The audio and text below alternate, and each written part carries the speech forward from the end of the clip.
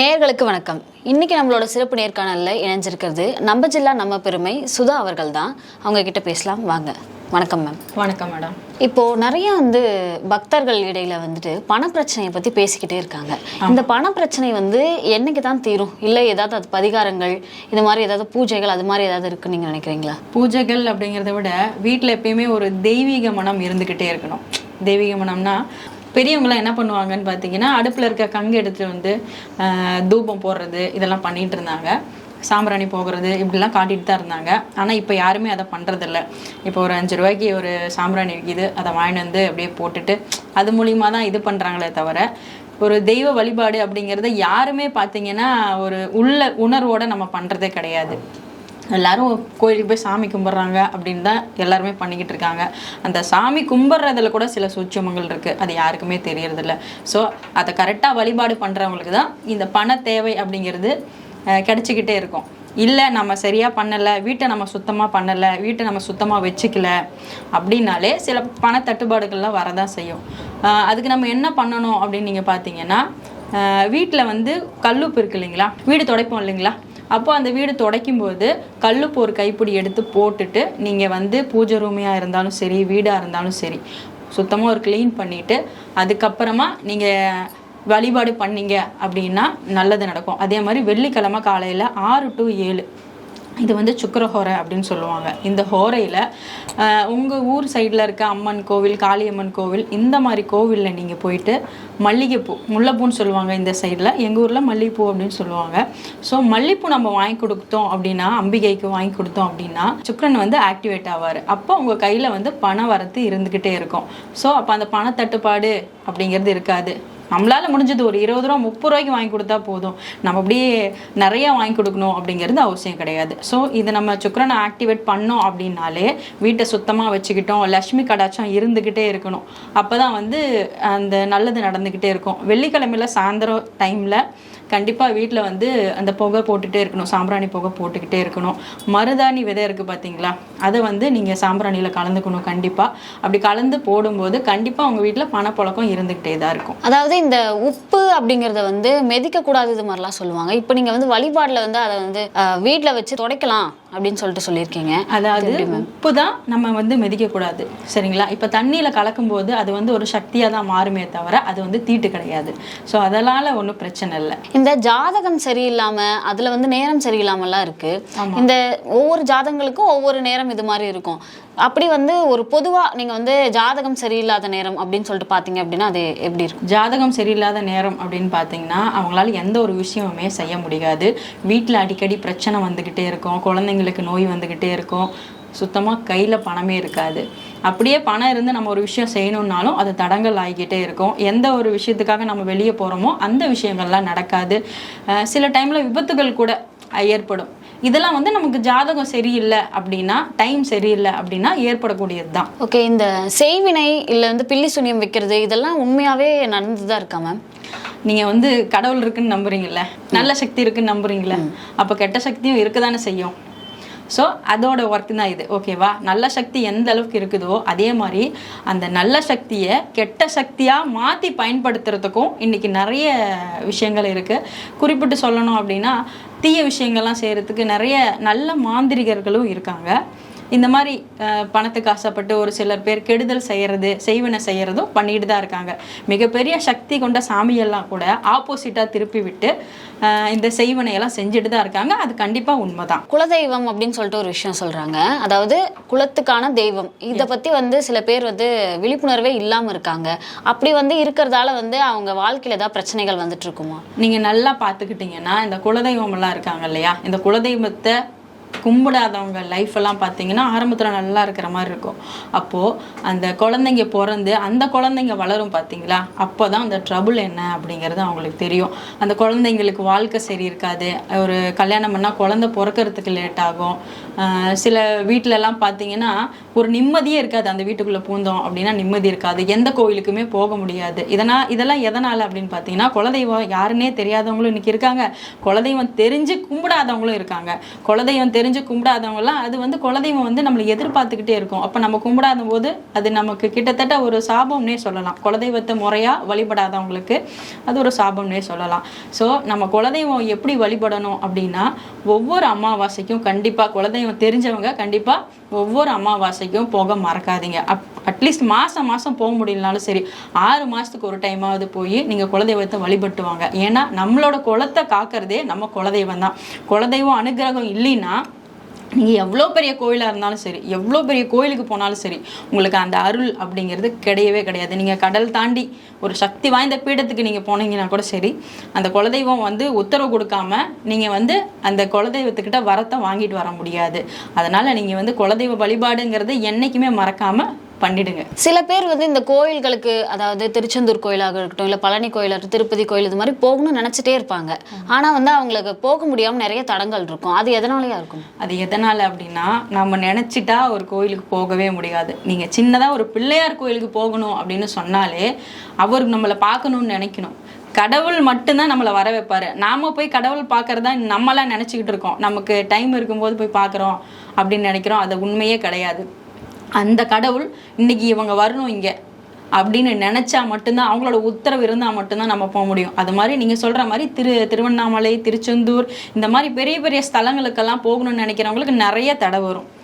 ஏன்னா அவங்களுக்கெல்லாம் குலதெய்வ அருள் வந்து கம்மியாக தான் இருக்கும். குலதெய்வ உத்தரவு இல்லைன்னா நம்ம அங்கே போகவே முடியாது. சரிங்களா? ஸோ நீங்கள் வந்து மறக்காமல் குலதெய்வ வழிபாடு பண்ணிக்கிட்டே இருந்தீங்கன்னா அவங்க நீங்கள் எவ்வளோ பெரிய சக்தி பீடத்துக்கு போனாலும் சரி உத்தரவு கொடுப்பாங்க. சரி, இல்லைப்பா எனக்கு குலதெய்வமே தெரியல, நாங்கள் என்ன பண்ணுறது அப்படின்னு நீங்கள் கேட்குறீங்க. அதாவது குலதெய்வம் தெரியாதவங்களுக்கு என்னென்னா, வீட்டில் காமாட்சி வர்க்கு இருக்குது இல்லையா, அதில் வந்து நீங்கள் நெய் தீபம் ஏற்றி அதுக்கு வந்து மஞ்சள், குங்குமம் எல்லாம் முல்லைப்பூ வச்சு வழிபட்டுவாங்க. உங்கள் குலதெய்வமே தெரியலனாலும் அந்த விளக்கு கிட்ட பேசுங்க. நீங்கள் தான் என்னோட குலதெய்வம், உங்களை நான் என்னோட குலதெய்வமாக தான் நினைக்கிறேன், எனக்கு கொஞ்சம் அருள் கொடுங்க, என் குடும்பத்தை பார்த்துக்கோங்க, எனக்கு குலதெய்வம் எதுன்னு தெரில, நீங்கள் தான் என் குலதெய்வம்னு சொல்லி கண்டிப்பாக கும்பிட்டுனீங்கன்னா அதுக்குண்டான பலனை அவங்க உங்களுக்கு கொடுப்பாங்க. பெரிய பெரிய சக்தி பீடங்களுக்கெல்லாம் நீங்கள் போகணும் அப்படின்னா அந்த கடவுள் நினைக்கணும், நான் என் பசங்க இன்னைக்கு என்னை வந்து பார்க்கணும் அப்படின்னு அவங்க நினச்சா மட்டும்தான் நம்ம போக முடியும். மற்றபடி இதுக்கு எந்த பரிகாரமோ இந்த மாதிரிலாம் எதுவுமே கிடையாது. கடவுளோட அருள் இல்லைன்னா நம்ம அங்கே போக முடியாது, அவ்வளோதான் விஷயம். இதே போல், அதாவது கோயில்களுக்கு போக நினச்சி இந்த தடங்கள் இருக்கிறது போல் சொந்த வீடு கட்டணும்னு நினைப்பாங்க. காசு இருந்தாலும் அவங்களால கட்ட முடியாது. அப்படியே கட்டிட்டாங்க அப்படின்னாலும் இந்த வாஸ்து பிரச்சனைகள் இது மாதிரி வந்து ஏதோ ஒரு விஷயங்கள் வந்துக்கிட்டே இருக்கும். அது எதனால மேம்? வாஸ்து பிரச்சனை அப்படிங்கிறது அந்த லேண்ட்லேயே ஆக்சுவலாக ஒன்று பூர்வீக சொத்துல பிரச்சனை இருக்கலாம், இல்லை அந்த லேண்ட்லேயே அளவுகள் வேறுபடலாம். ஸோ அந்த அளவுகள் வேறுபடும் போது எல்லாருக்கும் ஒரே விதமான இந்த ஒரு ஸ்கொயர் ஃபீட் வந்து இருக்கும். ஒரு 1200 சதுரடி, ஒரு 450 சதுரடி அப்படின்றது இருக்கும். அது வந்து அவங்களுக்கு செட் ஆகாது. ஸோ அதை அகற்றிட்டு இப்போது ஒரு 450 சதுரடின்னு வச்சுக்கோங்களேன், அதில் வந்து அவங்களுக்கு கூட்டுத்தொகை வந்து தவறாக கூட வரலாம், அவங்களுக்கு ராசி இல்லாத என்ன கூட வரலாம்.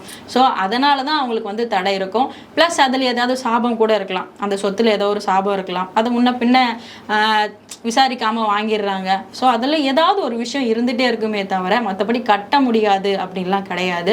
ஒன்று அதில் தோஷம் இருக்கும், ஒன்று அவங்களோட அளவு மாறுபட்டு இருக்கும், அவங்களுக்கு ராசியான எண்ணம் இருக்காது. இல்லை அதுக்கான பரிகாரங்களும் நிறைய இருக்குன்னு சொல்லுவாங்க. அதுக்கான பரிகாரங்களும் இருக்குது. அதுக்கான இப்போ நில சம்மந்தப்பட்ட பிரச்சனைனா அங்கே ஒரு விஷயம் என்னென்னா செவ்வாய் தான், செவ்வாயோட ஆதிக்கம். ஸோ செவ்வாய் பகவானோட ஆதிக்கம் இருக்கிற கோவிலுக்கெல்லாம் நீங்கள் பார்த்தீங்கன்னா வைத்தீஸ்வரன் கோவிலில் செவ்வாயோட ஆதிக்கம் இருக்கும். அதுக்கு மாதிரி நம்ம பழனி, திருச்செந்தூர், அதே மாதிரி பழனி அடிவாரத்தில் இருக்காரு இல்லையா, திரு ஆவினன்குடி, அங்கே நீங்கள் போயிட்டு வந்தீங்க அப்படின்னாலே உங்களுக்கு நிலம் சம்மந்தப்பட்ட பிரச்சனை எல்லாமே தீர்ந்து நல்லபடியாக நீங்கள் வந்து அந்த நில பிரச்சனையை முடிச்சுட்டு வீடு கட்டலாம். இந்த தொழில் தொடங்குறதுல வந்து நிறைய பிரச்சனைகள் முதல்ல ஏற்றமாக இருக்கும், அதுக்கப்புறம் ரொம்ப வந்து டவுன் ஆகிடும், அதுக்கப்புறம் அந்த தொழிலே வந்து தொடங்க முடியாத இல்லை வந்து கண்டினியூ பண்ண முடியாமலாம் போகுது. அது எதனால இருக்குங்க? தொழில் நல்லாவே வளர்ந்துக்கிட்டு இருந்தால் நமக்கு ஆப்போசிட்டில் இருக்கிறவங்க என்ன நினைப்பாங்க, என்னடா இவன் நல்லா இருக்கானே, இவன் நல்லா இருக்கக்கூடாது அப்படின்னு நினைப்பான். கண்ணடி பண்ணக்கூடாதுன்னு சொல்லுவாங்க. ஸோ அதனால் நம்ம ஒரு தொழில் பண்ணுறோம் அப்படின்னா அதுக்குண்ட இப்போ சம்பாரித்தோன்னே நம்ம என்ன பண்ணுவோம், மற்றதெல்லாம் மறந்துடுவோம். காசு இருந்துச்சு, நம்ம வசதியாக வாழ்கிறோம் அப்படின்னா கடவுளை மறந்துடுவோம். அது மாதிரி நம்ம ஒரு சில விஷயங்கள்லாம் நம்ம வளர பண்ணிக்கிட்டே இருக்கணும். இப்போது எனக்கு வருமானம் அதிகமாக வந்துருச்சு அப்படின்னா அதை வந்து நீங்கள் எடுத்துகிட்டு போய் உங்களுக்கு சேவிங்ஸ் பண்ணாமல் ஓரளவுக்கு அது ஒரு நல்ல காரியங்களுக்கோ, ஒரு தெய்வ வழிபாட்டுக்கோ, ஒருத்தர் இல்லாதவங்களுக்கு, ஒரு என்ன சொல்கிறது, ஒரு ஆதரவற்ற ஏழைகளுக்கோ இந்த மாதிரி நீங்கள் கொடுத்து ஹெல்ப் பண்ணும்போது அந்த பணம் வந்து உங்களுக்கு வந்துக்கிட்டே இருக்கும். சரிங்களா. அதை விட்டுட்டு நாம் ஃபுல் அண்ட் ஃபுல் எடுத்துகிட்டு போய் அந்த பணம் வரும்போது எடுத்துகிட்டு போய் வச்சுக்கிட்டோம் அப்படின்னா அது நமக்கு செலவு தான் கொண்டு வந்து கொடுக்கும். கிட்டத்தட்ட பணம் சம்பாதிக்கிறது ஒரு கர்மாவோட சம்மந்தப்பட்டது தான், சரிங்களா. ஸோ நம்ம சம்பாதிக்கும் போது மற்றவங்களுக்கு கொடுத்து ஹெல்ப் பண்ணுங்கள்.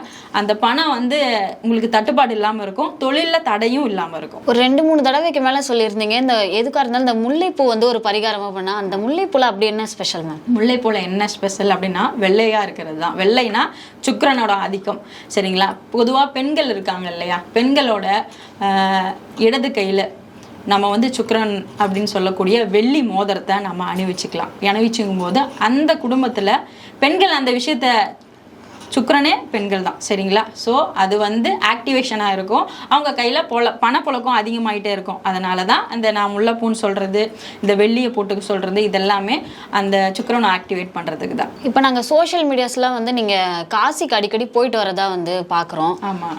எதனால் மேம்? எதனாலன்னா இப்போது காசி எடுத்துக்கிட்டிங்கன்னா எல்லாருமே போகணும்னு ஆசைப்படுற ஒரு இடம். ஸோ அந்த மாதிரி எனக்கும் வந்து தானாக அமைஞ்சது தான் அது. எனக்கு வந்து ஒரு குரு, என்னோட குரு வந்து கூட்டிகிட்டு போகிறேன் அப்படின்னு சொன்னார்.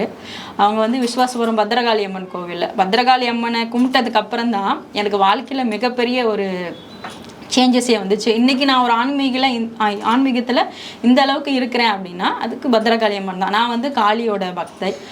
ஸோ அவங்க எனக்கு கொடுத்த அருள். அவர் என்னை கூட்டிகிட்டு போகும்போது அப்போ தான் நான் ஃபஸ்ட் டைம் போகிறேன். ஆனால் ஃபஸ்ட் டைம் போனதுக்கப்புறம் என்ன தோணுச்சு அப்படின்னா, இங்கெல்லாம் வரத்துக்கே கொடுத்து வச்சுருக்கணும். நிறைய பேர் வீடியோ போடுவாங்க, இந்த கோவிலுக்கே வரதுக்கு கொடுத்து வச்சுருக்கணும், இந்த மண்ணை மிதிக்கிறதுக்கு கொடுத்து வச்சுருக்கணும். உண்மையாலே காசிக்கு போகிறதுக்கு கொடுத்து தான் வச்சுருக்கணும். மனுஷனாக பிறந்த ஒவ்வொருத்தருமே கடைசி ஆசை காசியில் என்னோட காலத்தை கழிக்கணும் அப்படின்னு தான். அப்படி ஒரு புண்ணிய பூமின்னே சொல்லலாம் அதை. ஸோ அங்கே போகிறதுக்கு என்ன ரீசன் சொன்னால் என்ன சொல்கிறது, அங்கே போகிறதே அந்த சிவனை பார்க்குறதுக்கு தான். அவரோட அருள் அங்கே எங்கே பார்த்தாலும் நிறைஞ்சு கிடக்கும். அதே மாதிரி சில ஜோதிடர்கள்லாம் சொல்லுவாங்க, அங்கே வந்து சுடுகாடு இருக்கு இல்லையா, மணிக்காட் சுடுகாடெலாம் பார்த்திங்கன்னா எனி டைம் வந்து பிரேதங்கள் எரிஞ்சிக்கிட்டே இருக்கும். அப்போ எரிஞ்சிட்டு இருக்கிறவங்ககிட்ட இங்கே இருக்கிறவங்களாம் என்ன சொல்லுவாங்க, உங்களுக்கு பிரேத சாபம் போகணும் அப்படின்னா அங்கே இருக்கிற அந்த பிரேதம் எரிக்கிறவங்ககிட்ட காசை கொடுங்க அப்படிம்பாங்க. ஆனால் அது வந்து அங்கே போனீங்கன்னா அவங்க காசையும் வாங்க மாட்டாங்க. ஏன் நான் ஒரு டைம் அப்படி தான் கொடுக்க போகும்போது வேணாங்க, நாங்கள் வாங்க மாட்டோம், இதை நாங்கள் இந்த ஊர்லேயே இதுக்காக மட்டும்தான் இந்த ஊர் இயங்குது. ஸோ இது வந்து ஒரு புண்ணிய ஊர், இதில் வந்து காசை கொடுத்து எங்களை இது பண்ணாதீங்க அப்படின்னு சொன்னாங்க. அதுக்கப்புறம் தான் தெரிஞ்சது, அப்போ இவங்களாம் சொல்லிக்கிறது தான். சில பேர்லாம் கொண்டு போய் அவங்களுக்கு காசை கொடுங்க, ஆனால் அது கொடுக்கக்கூடாது. நம்ம வந்து நம்ம ஊரில் ஊருக்கு இருக்கிற இவங்களுக்கெல்லாம் கொடுக்கலாம், அந்த வெட்டியானுக்கெல்லாம் கொடுக்கலாம். ஆனால் காசியில் மட்டும் அதை பண்ணவே கூடாது. ஏன்னா நம்ம கர்மாவை தொலைக்க தான் நம்ம அங்கே போகிறோம். ஸோ மேலே கர்மாவை சேர்த்தக்கூடாது அப்படிங்கிறதுக்காக அவங்களும் அதை வாங்குறதில்ல. அதே மாதிரி அங்கே இப்போ வாராகி சொல்லப்போனால் எல்லாருமே நிறைய பேர் இப்போ கிண்டல் பண்ணுறாங்க, வாராகி வந்து இப்போ வந்த தெய்வம் தான், நீங்கள் என்ன அப்படி தலையில் தூக்கி வச்சுட்டு கொண்டாடுறீங்க அப்படின்றாங்க. அப்படி கிடையாது. காசியில் பார்த்தீங்கன்னா பாதாள வாராகி அப்படின்னு சொல்லிட்டு ஒரு பழமையான கோவில் இருக்குது. அது காலையில் 6 மணிலேருந்து 10 மணி வரைக்கும் தான் நட திறந்துருக்கும். பாதாளத்துக்குள்ளே தான் இருப்பாங்க. பார்க்கவே பழைய காலத்து சிலை தான் அது. கிட்டத்தட்ட ரொம்ப வருஷமாக கும்பிட்டுட்டு இருக்காங்க. நம்ம இப்போ தான் வந்து வழிபாட்டுக்கு வந்திருக்காங்க, இப்போ தான் நம்ம ஊரில் ஆக்டிவேட் ஆகிருக்காங்கன்னு பார்த்துக்கோங்க. ஸோ காசியில் வந்து ரொம்ப நாளாகவே ரொம்ப காலமாகவே கும்பிட்டுட்டு இருக்காங்க. சும்மா இப்படி எட்டி பார்க்குற அளவுக்கு பாதாளத்துக்குள்ளே இருப்பாங்க, நல்லா அழகாகவும் இருப்பாங்க. கண்டிப்பாக நீங்கள் காசி போகும்போது மறக்காமல் பாதாள வாராகியும் கும்பிடுங்க, வாராகியோட அருள் கண்டிப்பாக கிடைக்கும். அதே மாதிரி காசியில் வந்து காளி எனக்கு ரொம்ப பிடிக்கும். மணிக்காட் சுடுகாட்டில் பார்த்தீங்கன்னா சிவனுக்கு நைட்டில் ஒரு பூஜை பண்ணுவாங்க. அந்த பூஜைக்கு போனோம் அப்படின்னாலே உங்களோட வாழ்க்கையில் மிகப்பெரிய மாற்றம் ஏற்படும். சிவபக்தர்களாக இருந்தாலும் சரி, யாராக இருந்தாலும் சரி, அந்த மணிக்காட் சுடுகாட்டில் இருக்க அந்த நைட் பூஜையில் நீங்கள் கலந்துக்கிட்டீங்க அப்படின்னாலே உங்கள் வாழ்க்கையில் மிகப்பெரிய மாற்றம் எல்லாமே ஏற்படும். ஏன்னா இது நான் கண்ட உண்மை. அந்த பூஜைக்கு ஃபஸ்ட் டைம் போகும்போது எனக்கு மனசு அப்படி நிம்மதியாக இருந்துச்சு. அந்த பூஜையை முடிச்சு கிட்டத்தட்ட 2 ஹவராக பண்ணுறாங்க அந்த பூஜையை மணிக்காட் சுடுகாட்லேயே. ஆக்சுவலாக அங்கே வந்து பிரேதம் எரிஞ்சிக்கிட்டே இருக்குது. ஆனால் நம்ம போய் கிட்ட போய் நின்னால் அந்த ஸ்மெல் வரவே வராது. நம்ம ஊரில் கூட அந்த ஸ்மெல்லாம் வரும். அங்கே ஏதோ கேஷுவலாக இருக்கிற மாதிரி தான் எல்லா மக்களும் இருக்காங்க. சில பேர்லாம் பெண்கள்லாம் வரவே மாட்டாங்க நம்ம ஊரில். ஆனால் அங்கே அப்படியே நடக்கிறாங்க, பிடிக்கிறாங்க. நைட்டு அந்த பூஜையில் எல்லா பெண்களும் கலந்துக்கிறாங்க. மேக்ஸிமம் பகலை விட நைட்டில் தான் இன்னும் அதிகமாக இருக்கிறாங்க மக்கள்லாம். நம்ம ஊரில் தான் எல்லாத்துக்கும் பயந்துக்கிறோம். ஆனால் அந்த ஊர்லலாம் இது ஒரு சகஜமான ஒரு விஷயம். ஸோ அந்த ஊரில் நான் அடிக்கடி போகிறதுக்கு காரணமே சிவனோட அருள் இல்லாமல் கண்டிப்பாக அங்கே என்னால் போக முடியாது. அந்த ஊரில் இன்னொரு விஷயம் என்னன்னு பார்த்தீங்கன்னா, விசாலாட்சி ரொம்ப அழகாக இருப்பாங்க. நம்ம மதுரை மீனாட்சி அம்மன் மாதிரியே இருப்பாங்க. அப்படி ஒரு அழகு நம்ம தமிழ்நாட்டு ஸ்டைலே இருக்கும் அந்த கோவில். கண்டிப்பாக விசாலாட்சி கோயிலுக்கு போக மறக்காதீங்க. ஓகே, இந்த ஒரு வார காலமாக வந்து இந்த திருப்பதி லட்டு சர்ச்சை வந்து போயிட்டு இருக்குது. அந்த நெய்யில் வந்து கலப்படம் பண்ணிட்டாங்க அப்படின்னு சொல்லிட்டு நிறைய ஹோமங்களும் இப்போ வந்து நடத்திட்டு இருக்காங்க. இது ஒரு ஆன்மீகவாதியா நீங்கள் எப்படி பார்க்குறீங்க? ஒரு ஆன்மீகவாதியாக நான் எப்படி பார்க்குறேன் அப்படின்னா, கலப்படம் இல்லாதது எதுவுமே கிடையாது. சரிங்களா? கலப்படம்னா இன்னைக்கு நம்ம சாப்பிட்ற சாப்பாட்டில் கூட கலப்படம் இருக்க தான் செய்யுது. ஸோ நெய்யில் அந்த மாதிரி கலப்படம் இருந்தது பெருசாக ஒரு இஷ்யூஸும் கிடையாது. பட் கோவிலில் அப்படி நடந்தது அப்படிங்கிறவங்க எனக்கு கொஞ்சம் வருத்தம் தான். ஏன்னா நிறைய பேர் சைவ பிள்ளைமார்கள்லாம் அதை வாங்கி சாப்பிட்ருப்பாங்க இல்லையா? ஸோ இது வந்து என்ன சொல்கிறது, கண்டிக்கத்தக்க விஷயந்தான். வேற இதை பற்றி சொல்கிறதுக்கு பெருசாக பெரிய பெரிய ஆன்மீகவாதிகள்லாம் இருக்காங்க. நம்ம இப்போ தான் வளர்ந்து வரோம், நம்ம என்ன சொல்கிறது? ஆக்சுவலாக அது தப்பு தான். ஏன்னா அதை நம்பி எத்தனை குழந்தைங்க சாப்பிட்ருக்காங்க. எனக்கெல்லாம் திருப்பதி லட்டுனா ரொம்ப பிடிக்கும். யார் போனாலும் எனக்கு வாங்கிட்டு வாங்க அப்படின்னு சொல்லுவேன். ஸோ எனக்கு ஒரு பேரதிர்ச்சியாக தான் இருந்துச்சு. சில பேர் வாழ்க்கையில் வந்து என்னதான் வந்து அவங்க ஒரு நல்ல வேலைக்கு போகனாலும் இல்லை பணம் நிறைய வச்சிருந்தாலும் இந்த நிம்மதி அப்படிங்கிறது வந்து இருக்கவே இருக்காது. அது எதனாலயா இருக்கும் மேம்? நிம்மதி அப்படின்னா பணத்தை சம்பாதிக்கிறதுலையோ இல்லை நிறைய நபர்களை வச்சிருக்கிறதோ அப்படிலாம் கிடையாது. நிம்மதி இல்லாதவங்க பண்ணுற ஒரே வேலை என்னன்னு பார்த்தீங்கன்னா கோவில். சரிங்களா? கோவில் தான். அந்த கோவிலுக்கு போய் நம்ம உட்காரும்போது பார்த்தீங்கன்னா வெளியில் இருக்க பிரச்சனை எதுவுமே கலட்டி அப்படியே வெளியில் வச்சுட்டு வரணும். ஆனால் மனுஷன் அங்கேயும் போய் என்ன பண்ணுறான், அந்த ஃபோன் எடுத்து வச்சுக்கிறான், அந்த ஃபோனில் வர வீடியோஸை பார்த்துக்கிட்டு இருக்கான். ஸோ கோவிலுக்கு எதுக்காக அந்த காலத்திலலாம் போனாங்க அப்படின்னா, வெளியில் ஏதோ ஒரு சத்தம் கேட்டுகிட்டே இருக்கும், வெளியில் ஏதோ ஒரு பிரச்சனை நடந்துக்கிட்டே இருக்கும். ஆனால் கோவிலுக்குள்ளே அந்த மாதிரி எந்த விஷயமே இருக்காது. நம்மளை சுற்றி சாமிகள் மட்டும்தான் இருக்கும், நம்மளை சுற்றி கருவறை மட்டும்தான் இருக்கும்.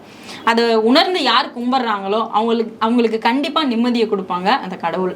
ஸோ நம்மளுக்கு மனசு நிம்மதியாக இருக்கணும், பணம் சம்பாதிக்கிறோம், எவ்வளோ சம்பாதிச்சாலும் எனக்கு வந்து நிம்மதியே இல்லை, எங்கே போனாலும் எனக்கு ஒரே பிரச்சனையாகவே இருக்குது அப்படின்னு சொல்கிறவங்க எல்லாமே நீங்கள் மற்ற இடத்துக்கெல்லாம் போகிறத விட சக்தி வாய்ந்த கோவிலுக்கு போயிட்டு வாங்க. ஒரு சிவன் கோவிலுக்கு போங்க, ஒரு காளியம்மன் கோவிலுக்கு போங்க.